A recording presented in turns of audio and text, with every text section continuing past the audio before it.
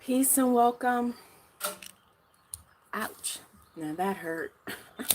My thumb is so sore from reflexology. I think I've reached that maximum velocity. I feel like my thumb is just completely blown out. There's a little incense. I know you guys cannot smell it, but it is Morning Star sandalwood incense. My mother had these when I was growing up.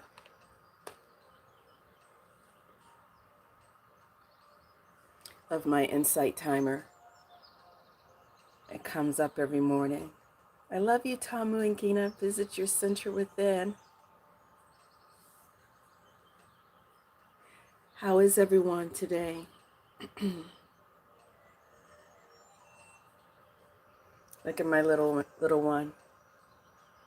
That's him when he was 2.5 years old. Let's see, there you go.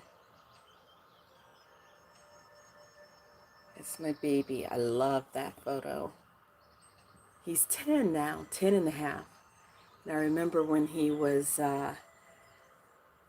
3, that's when he got his first haircut. He saw that picture a couple of years ago. He's like, Mom, did I used to be a girl? It's like, no, baby, you were just a pretty little boy with long hair. So welcome, everyone, welcome.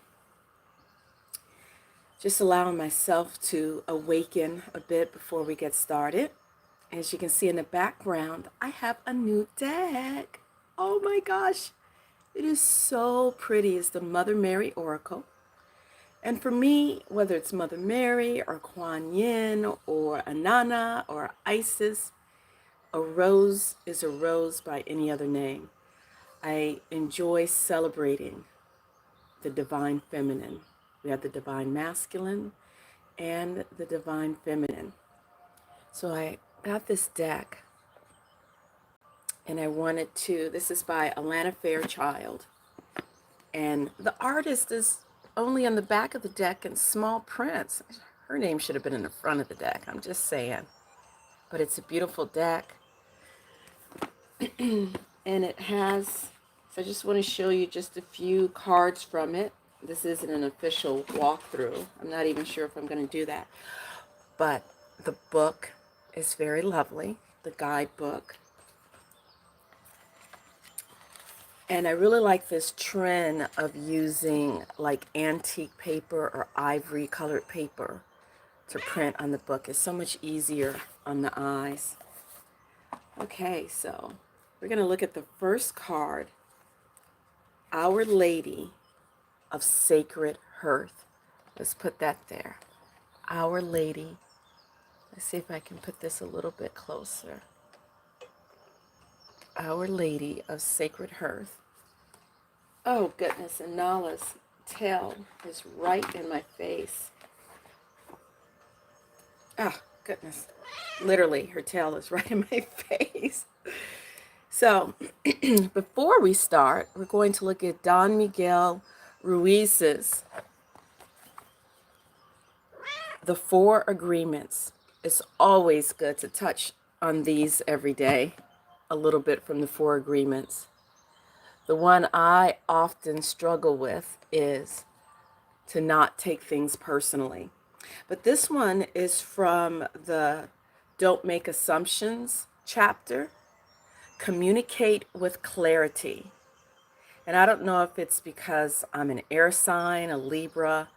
I am all about communication, about the spoken word as well as body language. Communicate with others as clearly as you can to avoid misunderstandings, sadness, and drama.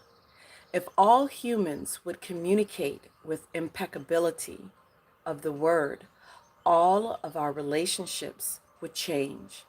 There would be no wars, no violence, no misunderstandings. And that is so very true. Communicate with clarity. We'll put that right there. All right, so before we start, what's in your cup for today? My cup is organic English breakfast tea. The mug was made in Japan. Reminds me of my childhood. So Mother Mary, Our Lady of the Sacred Hearth. The written word is by Alana Fairchild, and the art is by Shiloh Sophia McLeod. Shiloh Sophia McLeod. Oh, little wet nose on my hand sniffing. Okay, Our Lady of the Sacred Hearth. So we're going to dive into these cards together. I just received these yesterday. And this is my first time cracking the book open. Welcome, everyone. Welcome. Our Lady of the Sacred Hearth. And for those who just arrived, this is from the Mother Mary Oracle deck. Mother Mary. Yes, I see you. You are my child. I am your mother. Your home, through my grace, is always secure. You are never in fear. You are never to fear being lost or abandoned. Your home is provided through my grace. You always have a home to return to through my grace. Surrender attachment and fear now, my cherished one. There is no need for it. Do you think that I would forget what you truly need? That I would deny you this? You have belonged to me through all time and are my child, under my care and protection. Let go of all such worries now and pray to me. I will assist you. There are times in our path when we have outgrown our old safety nets, like a hermit crab that outgrows the little shell and needs to search for a larger home. We must endure a transition that can feel frightening, giving rise to many insecurities. We may feel that our life becomes chaotic, unpredictable, and that makes having trust quite difficult. Perhaps we have fears arising for our survival, or perhaps, hey baby, or perhaps we feel uncertainty and doubt about how things are going to unfold. Even though we do mostly believe that everything will work out somehow, perhaps we fear that we will fall back into old patterns, become smaller, rather than trusting that we have grown enough internally to support ourselves as we rise to the challenge of stepping into the next cycle, energetically larger and more empowered than before. Whether the change in your life relates to your home in the literal sense, to where you live or where you should move to, or whether it relates to that which once felt like your home, perhaps a relationship, a financial arrangement that supported you, or a group or community which you once considered to be as family to you. This message comes to you with love.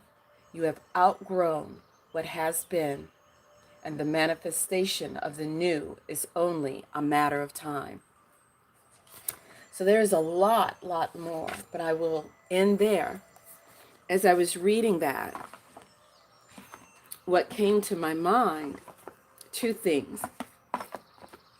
I found a meme on Facebook yesterday, and I'll just show it to you because it was, baby, what's wrong? What is wrong? It's a beautiful post. It's kind of sad how I found it. I was attempting to post music to one of my Facebook friends, a gentleman who lived in England and who I knew was a composer, composed for a lot of different movies, but under a pseudonym. And he was also a Reiki master, a very, well, I don't know if the term famous, But my Reiki master, Don Beckett, may he rest in peace and power. He was a contemporary of Don Beckett. And I kind of felt something was off because I had sent some music to him in the past and I didn't hear from him. Last time I heard from him was, I think, at the end of last year. And I checked on his Facebook page, and unfortunately, he had passed away. So I felt a little sad. But someone had posted on his Facebook page, and it's this image of the guy. I don't know who the guy is, the guy who created Twitter, who made Twitter, Mark Zuckerberg, Facebook, and Steve Jobs, Apple. And then on the bottom, so I'll just show it to you. It's really cute. Let's see if we can get it. So you have the guys like, I made Twitter, and this one is like, I made Facebook, and this one is like, I made Apple. And it's like, yo, dudes, that's really nice, but I made Jimi Hendrix. So that is Mother, and this is why I'm constantly celebrating women and our capacity to bring life into the world. And my post with it was the innate strength of woman. There is no comparison. There is nothing to fight for. There is no glass ceiling. Woman is the ceiling, the ultimate creator. And so at the bottom, there is Jimi Hendrix as a baby. Look at that picture of him. He looks like he is ready to take on the world.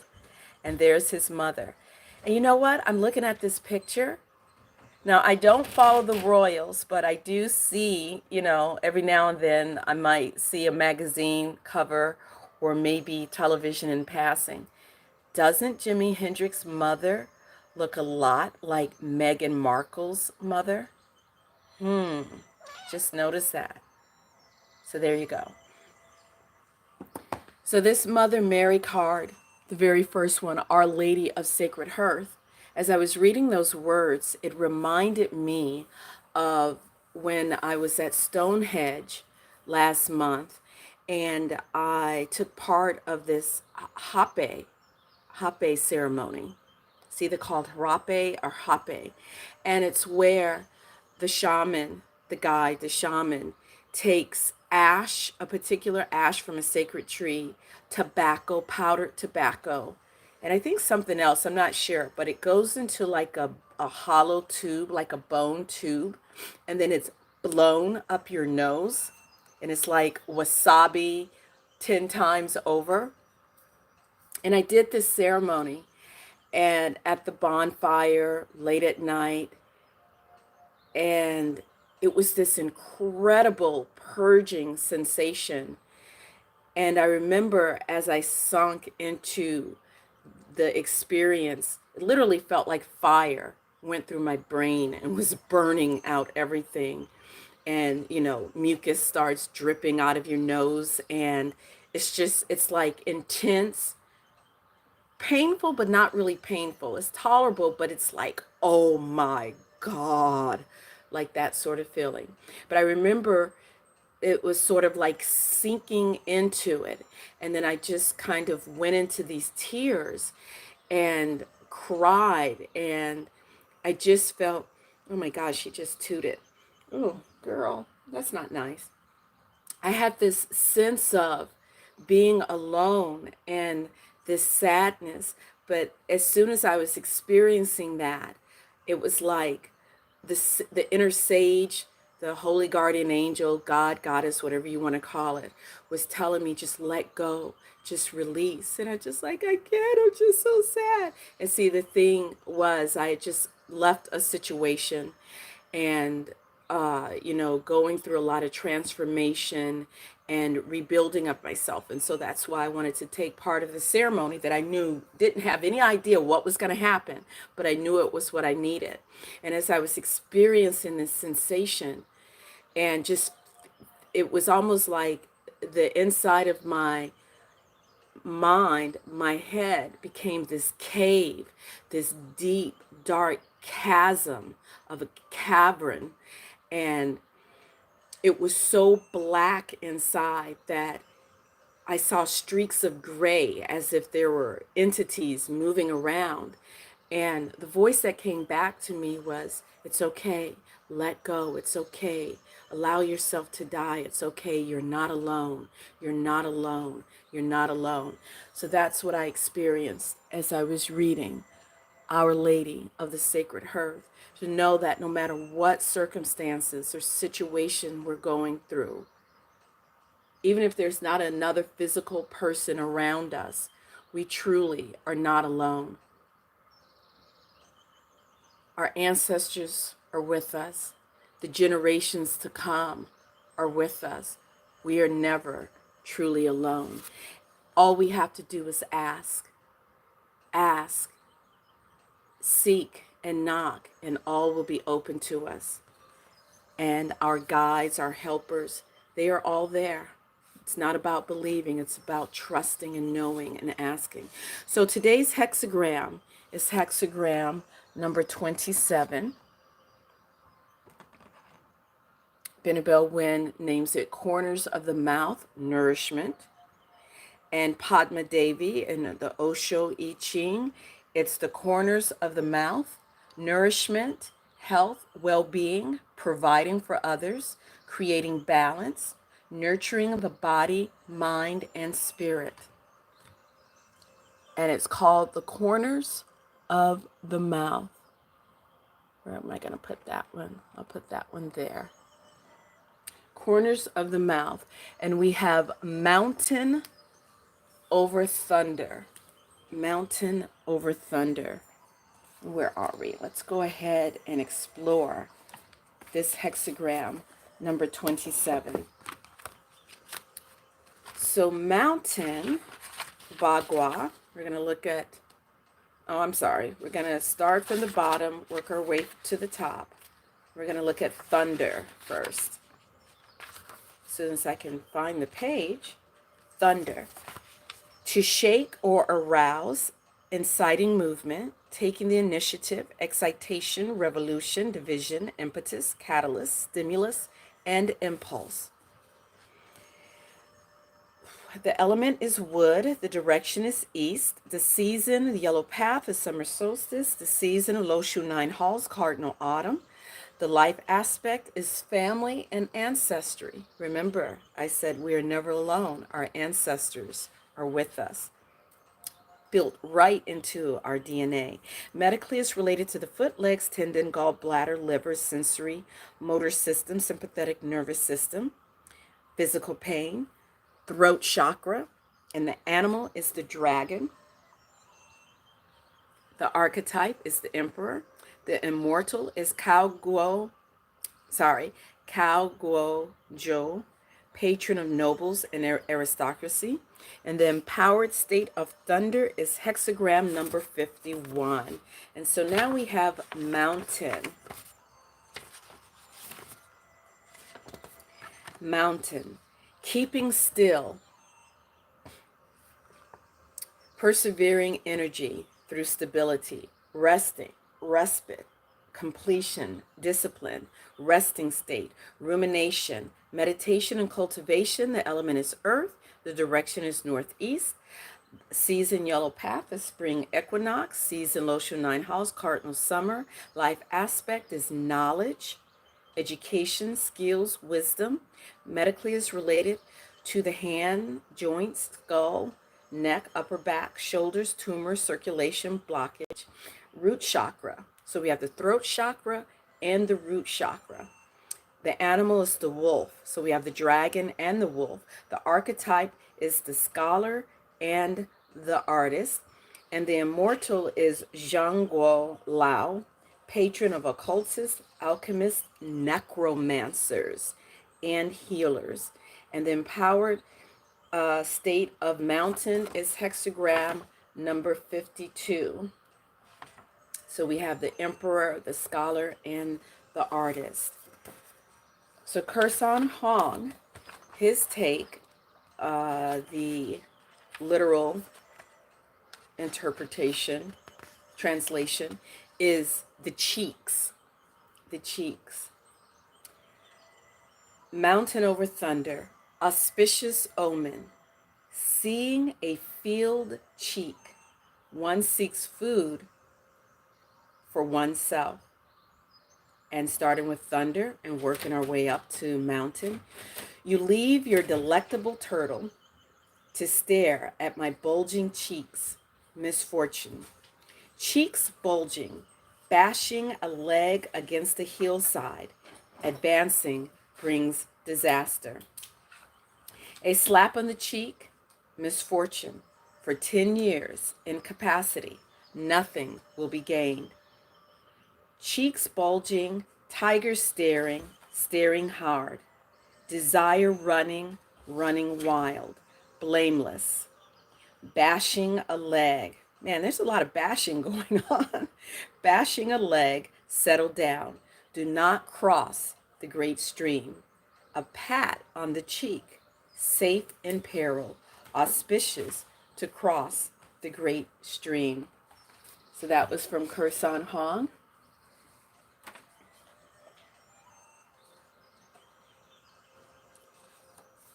I have it. Wait, you do? Yeah, Where? I found it. I'll email it to you once I'm done.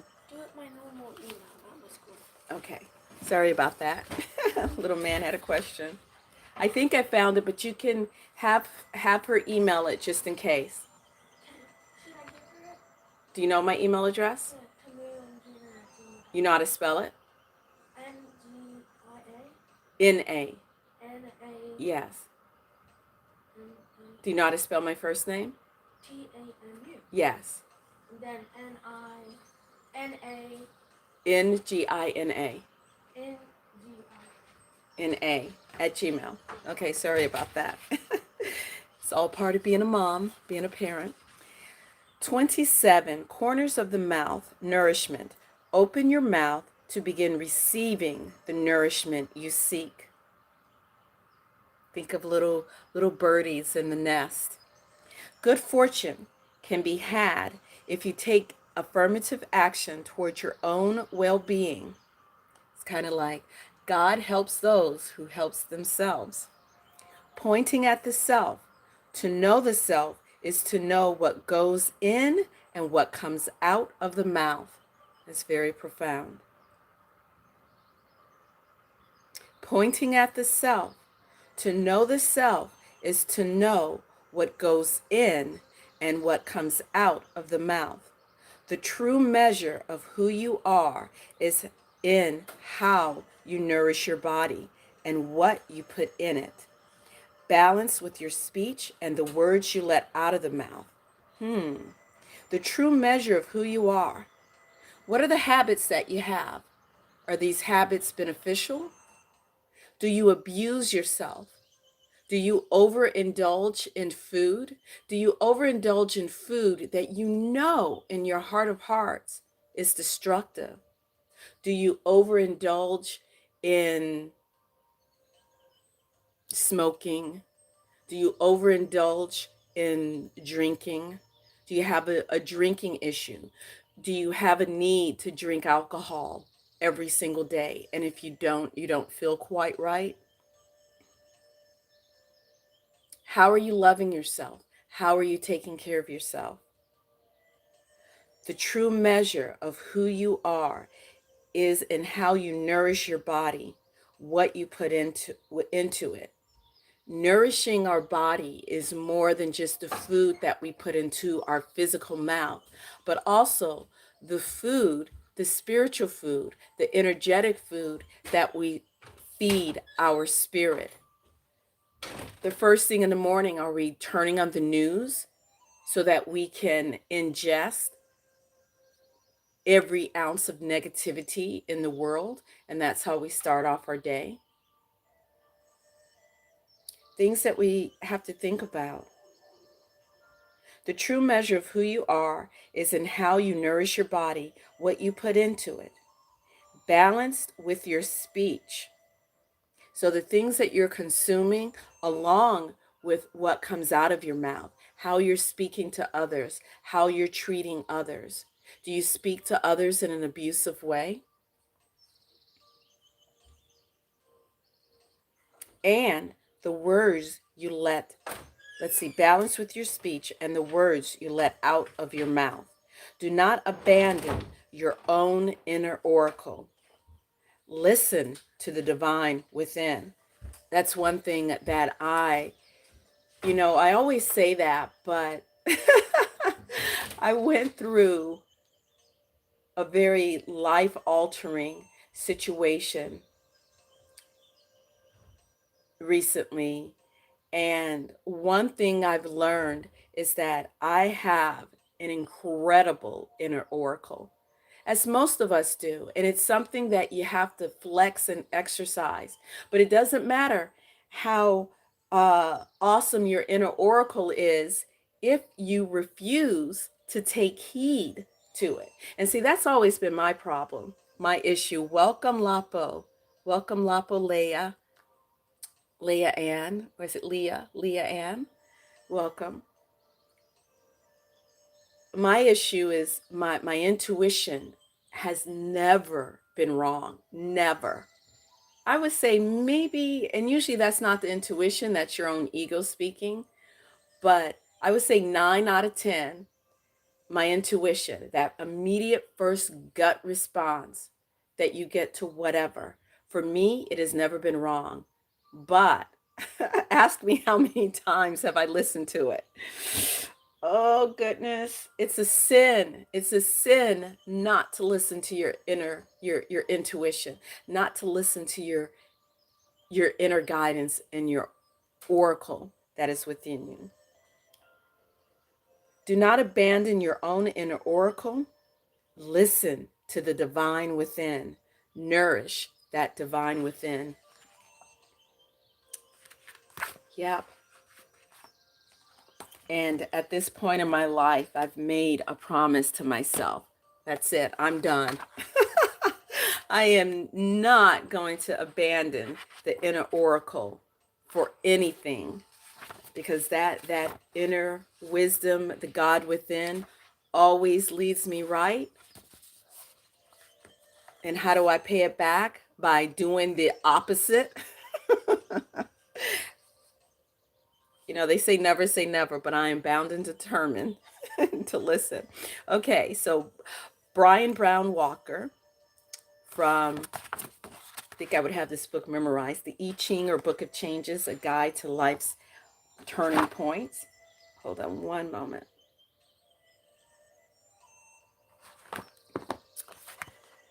The image of this, okay, hold on. The corners of the mouth providing nourishment is the title. Mountain over Thunder. Give proper nourishment to yourself and others. If you're not listening to your inner oracle, how can you be of any value to others? The image of this hexagram is that of an open mouth. It comes to remind us that the nourishment of our bodies and spirits is important and merits our conscientious attention. The I Ching teaches us that if we wish to gauge someone's character, we should notice what he nourishes in himself and others. Very interesting. The I Ching teaches us that if we wish to gauge someone's character, we should notice what he nourishes in himself and in others. I'll just leave that there. Eyes wide open. You don't want to be eyes wide shut.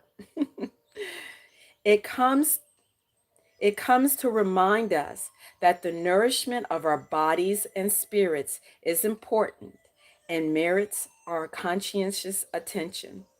The I Ching teaches us that if we wish to gauge someone's character, we should notice what he nourishes in himself and in others, or her.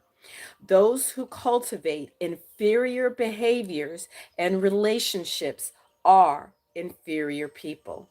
Those who cultivate superior qualities in themselves and others are superior people. This is a test that we should apply to ourselves as well as to others. What you put into your body is obviously important because it determines your fundamental physical well being. It is wise to be moderate and thoughtful about the food you eat, even including that, the things that you drink. If you have a need to drink even just one, okay, I'll give you one. Everybody likes to have a glass of wine with dinner. But if you find yourself drinking several glasses of wine every night, two, three more glasses of wine every night, if you find yourself needing to pour yourself a shot of gin, a shot of vodka, a shot of whiskey, one, a nightcap is okay. That's moderation. That's one. But if you're doing three, four every single night and you need that in order to be okay with yourself, that's something to think about. Is that healthy? If you feel the need to have two plates of dinner and two desserts or three Big Macs every day, it's something to think about. How are you nourishing your body? How are you nourishing your soul, your mind? What you put into your body is obviously important because it determines your fundamental physical well being. It is wise to be moderate and thoughtful about the food or drink you eat. What you put into your mind is even more significant, and regulating it is a more subtle art. This hexagram gives us a three-part advice on that subject. The first counsel is that we should not feed our minds on desire. When we forego our equanimity and begin to desire something or someone, a host of other inferior influences come into play. We become ambitious about obtaining the object of our desire. We become fearful that we will not. If we do achieve it, our ego is gratified and strengthened, and it soon issues another demand for us to meet. A self-reinforcing cycle of negativity is thus created. Therefore, it is wise to hold yourself free from desire. The second counsel is that we begin and continue in a regular practice of meditation, sitting quietly with our eyes closed for even as little as 10 or 15 minutes a day begins to clear the waste out of our hearts and minds, making room for the nourishment of peace and wisdom to enter in. To sit in meditation is to tune your ear to the voice of the sage, that inner oracle, the divine within, the superior influences, that is the inner sage. And it's the most powerful way of gaining his assistance or her assistance.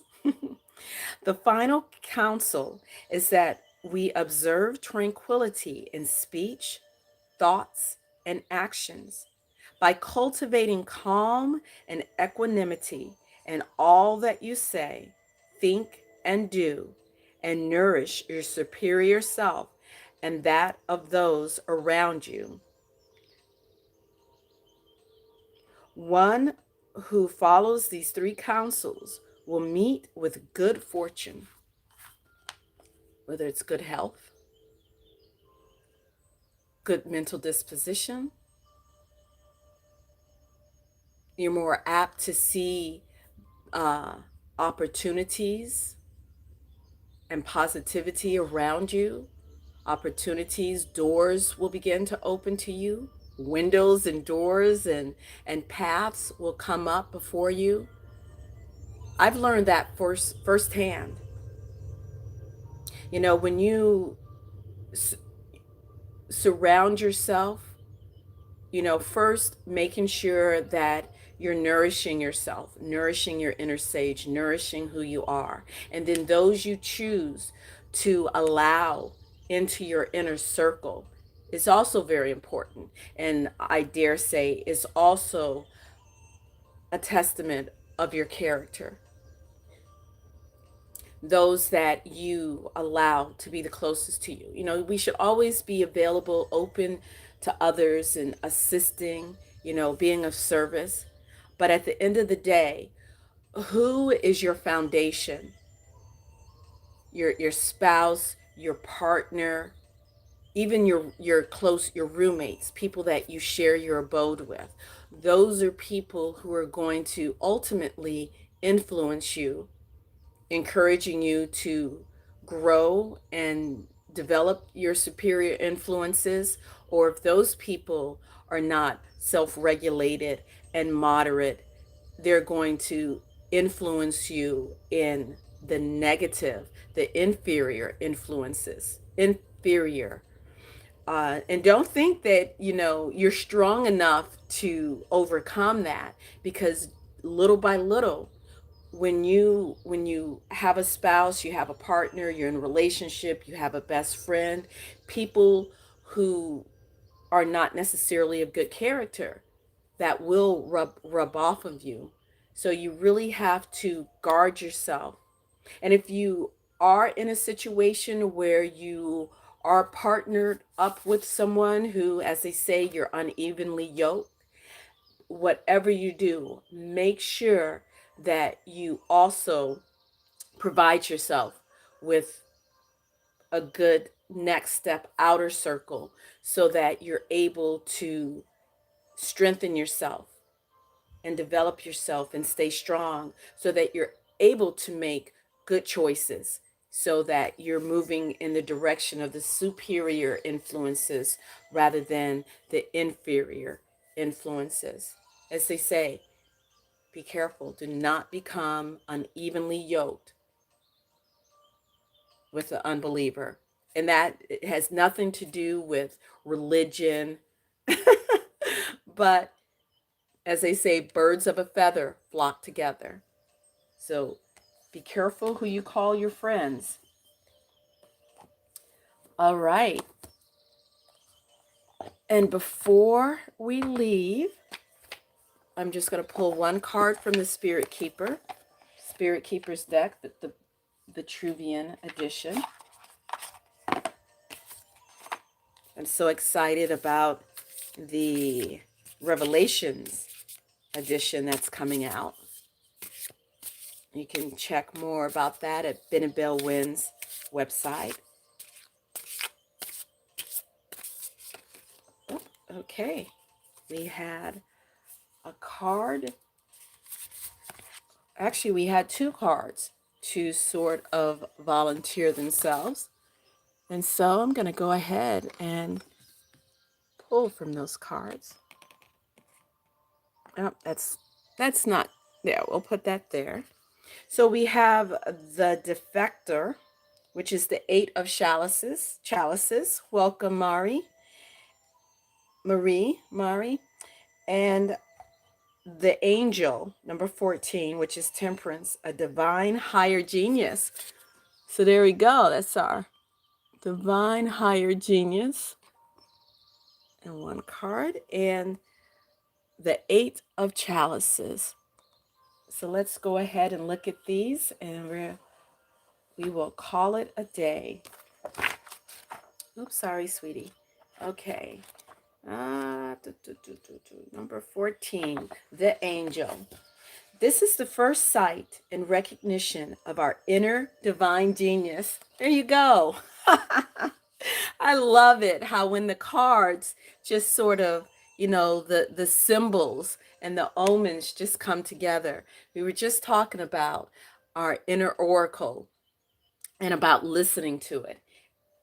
And here we have it right here. This is the first sight and recognition of our inner divine genius. It is the presence of your own holy guardian angel. Key 14 marks the transition point to a higher state of consciousness, and thus a heightened state of personal well-being.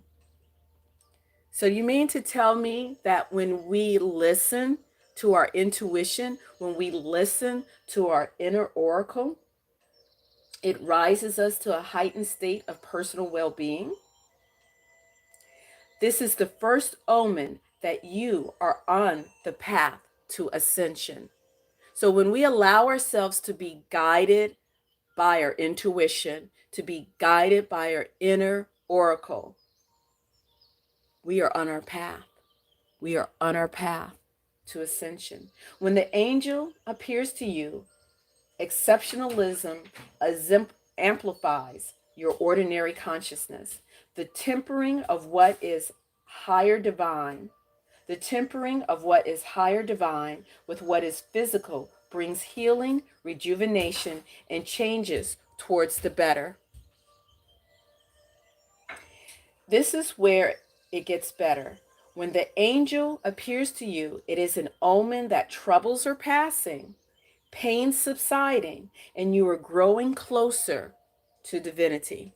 So you are knowing yourself better. Know thyself. You are knowing yourself better. And the better you know yourself, the more you check in with your center within, as I call it, sanctuary center within, you're being drawn closer to the divine. The angel is your patron deity. Genius in Greco-Roman lore is one's tutelary deity or guardian spirit that protects an individual. It is your daemon from your cradle to your grave, the realization of an inner divine. Circumstances in your life path have converged, and a work of personal inspiration becomes your productivity. You realize your innate talents and bring into material being that which is extraordinary. This is the primordial spirit of exceptionalism. Key 14 corresponds with Sagittarius, the sign of the archer, which expresses a compelling nature of the divine higher genius.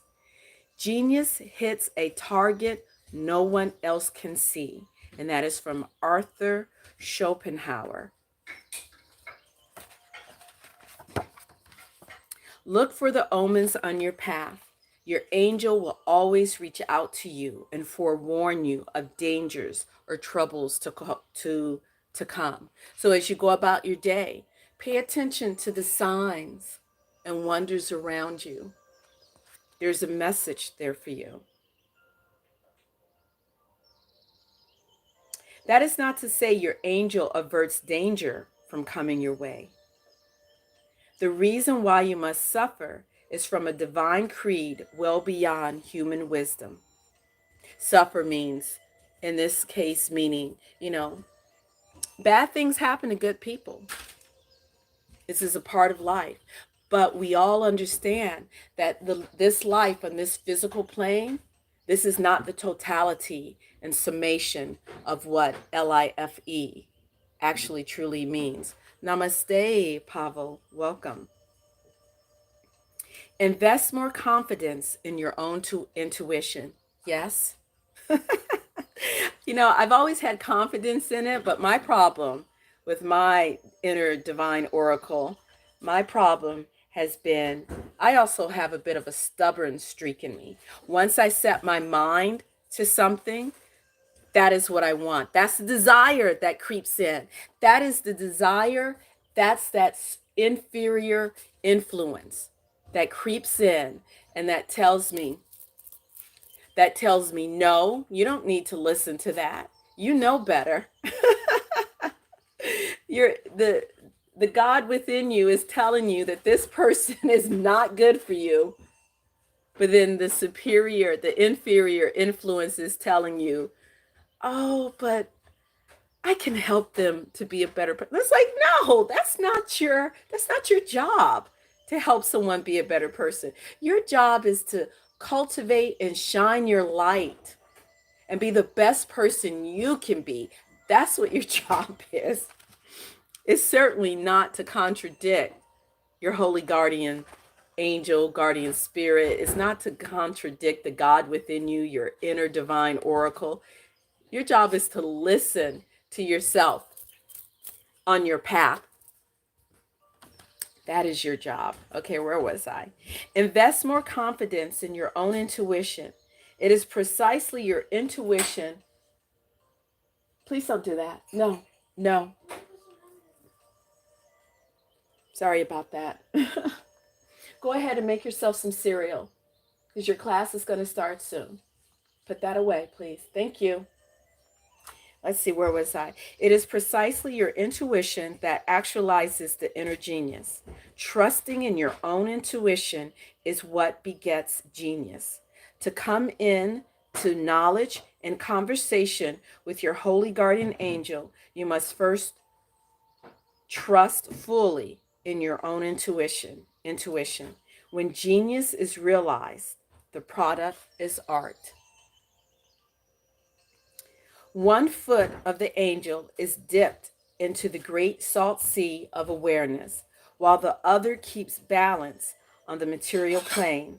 Written upon one sash, solve et coagula, dissolve and concentrate. An alchemical maxim balancing a time to rest and a time to act, which leads to successful completion of the great work. And what is the great work? Your life. And upon the other, mutatis mutandis, the necessary changes having been made. Reminiscent of the bow from key 6, the astrological polarity of the angel. Key 6, the two ways. Believe key 6, that's the lovers.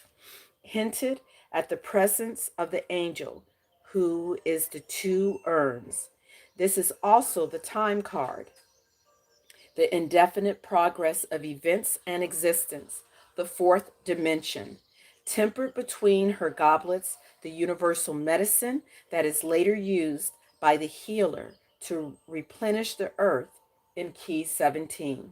When the spirit of the angel appears, it is divinity showing its face to you. It is divinity assuring you that you are never alone.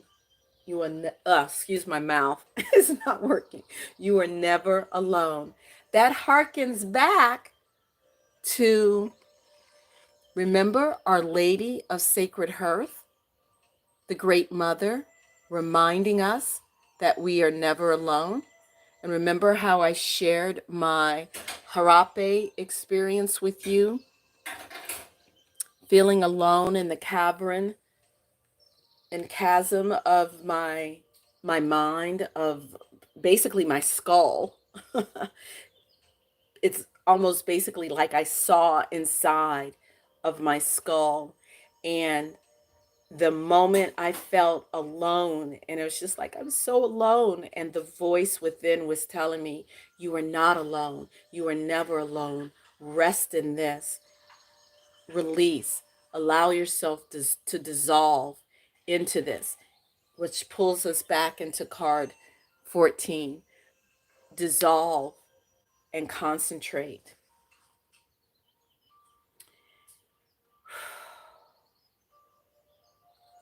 When the spirit of the angel appears, it is divinity showing you its face. It is divinity assuring you that you are never alone. You do not suffer the slings and arrows without your angel standing by. See, it doesn't mean that we're not going to experience trauma. We're not going to experience heartache or hardship. We will, we're going to experience the sunshine as well as the rain, the clouds as well as the sunshine. The threads of fate knotted around the angel's gown signify the path of higher genius is always intertwined within you. The iris of her foot, you can put the lemon in if you want. The iris by her foot reveals to us that she has the angel of justice and a protege She was the angel of justice and a protege of the empress. The angel now reveals that the light in key 13 was with her all along. So I apologize for that. You know, along with doing this, I'm always a mother on call. And so let's look at the last one, which is the defector, 8 of chalices. Oh, I opened right to the page. The defector, 8 of chalices. This is the spirit of abandoned success, to desert one path, to endeavor on a different path. The defector is the spirit personification of abandoning one path to walk a contrasting or entirely different one. This is walking away from what you have otherwise devoted a great deal of effort to and not looking back. I describe this just a little bit. I describe this like Lot's wife. I was speaking to my counselor the other day. Yes, I have a counselor. I was speaking to my counselor the other day, and I told her, I said, you know, I was thinking about when the angel told Lot and his wife to flee Sodom and Gomorrah, to just get their things and just to flee. And instead of looking forward, Lot's wife looked backwards. And what happened to Lot's wife? I think I even mentioned this on the live stream the other day. What happened when Lot's wife looked back? She turned into a pillar of salt. When you're being called to leave a situation, to move away from that which is a inferior influence, and you're being guided by your inner oracle and your inner sage to head towards the light within yourself, which is that the sage, the superior influences. Don't be like Lot's wife. I don't even think she had a name. Did she have a name? But she's well known. Do not look back, because you will turn into a pillar of salt. So where was I? This is walking away from what you have otherwise devoted a great deal of effort to and not looking back. This is the spiritual quest for that which will be more emotionally fulfilling. The 5 chalices stacked on the ground symbolizes the material work that the defector leaves behind. The 3 hovering above symbolizes the beliefs and ideologies the defector now abandons. The 8 of chalices appears. You are at a foot of a steep mountain, about to embark onto challenging yet personally fulfilling terrain. Wisdom will be attained, and the path of the mountain is the path toward achieving your great work, toward fulfilling your life purpose. The scarlet ibis, with wings outstretched, flying overhead, is the material manifestation of a guardian deity who will be overseeing your difficult journeying ahead. The defector is the guardian spirit guiding you to abandon illusory success. So you might think you were successful, but it was an illusion. And your holy guardian spirit wants you to release those things that you think are working for you, but they're truly just, they're tearing you down. They're not edifying you. It's not a good situation for you. And if you listen to that inner oracle, you will scale new heights in a different direction towards your great work, towards your life goal. And thank you, Pablo. Yes, please thumbs up this video and subscribe and share. And Mari says, I can laugh. As I was at school today, commercial cookery, I had to retrieve some Glad wrap from the second kitchen with another class. As I was going across, I said I was defecting. Yeah, Glad wrap. Okay. So this live stream went a little longer than I had planned, but you just go with the flow. So, what are the things we take away from here today? The Great Mother, the Divine Feminine, is always there for us. She dwells within the cavern, the chasm that is within us, reminding us that we are always at home. Wherever we go, we are always at home within us. We're not alone. Listen to our inner oracle. Listen to the divine that is within us. It will never lead us astray. Even when we walk through those fiery coals, and even if our feet get a little bit singed, when we're following our inner oracle, we are following our great work. And when we allow ourselves to be defectors, to defect as Mari did. Is it Marie or Mari? I'm so sorry. When we allow ourselves to defect and let go of illusions that we cling to, and we trust that inner guidance, we will always be Marie. Okay, thank you, Marie. I'm sorry, Marie. We will always be on the right path. There might be thorns on that path.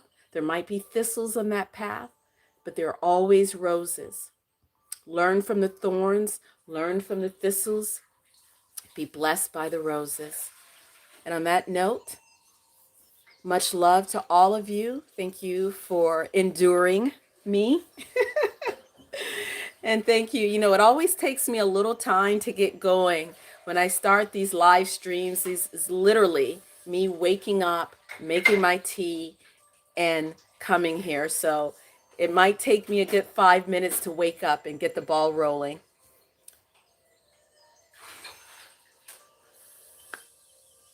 Oh, she says she grew up with Lily, so more used to being called Lily. Lily is a beautiful name.